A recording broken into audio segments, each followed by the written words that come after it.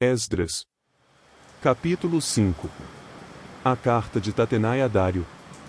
Ora, o profeta Ageu e o profeta Zacarias, descendente de Ido, profetizaram aos judeus de Judá e de Jerusalém, em nome do Deus de Israel, que estava sobre eles. Então Zorobabel, filho de Sealtiel, e Jesuá, filho de Josadaque, começaram a reconstruir o templo de Deus em Jerusalém. E os profetas de Deus estavam com eles e os ajudavam. Tatenai, governador do território a oeste do Eufrates, Setar-Bozenai e seus companheiros foram logo perguntar a eles: quem nos autorizou a reconstruir este templo e estes muros? E como se chamam os homens que estão construindo este edifício?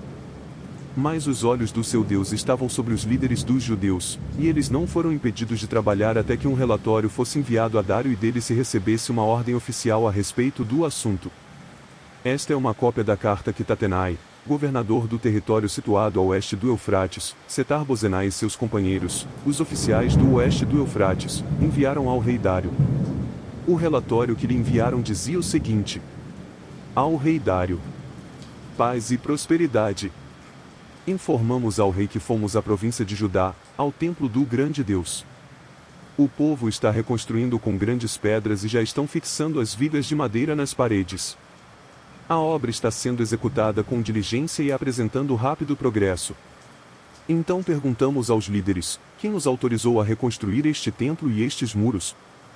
Também perguntamos os nomes dos líderes deles, para que os registrássemos para a tua informação. Esta é a resposta que nos deram: somos servos do Deus dos céus e da terra e estamos reconstruindo o templo edificado há muitos anos, templo que foi construído e terminado por um grande rei de Israel.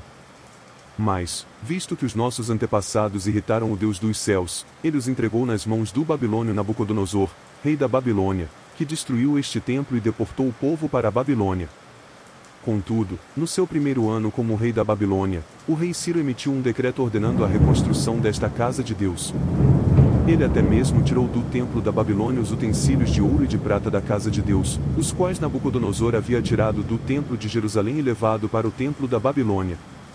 O rei Ciro os confiou a um homem chamado Sesbazar, que ele tinha nomeado governador, e lhe disse: leve estes utensílios, coloque-os no templo de Jerusalém e reconstrua a casa de Deus em seu antigo local. Então Sesbazar veio e lançou os alicerces do templo de Deus em Jerusalém. Desde aquele dia o templo tem estado em construção, mas ainda não foi concluído.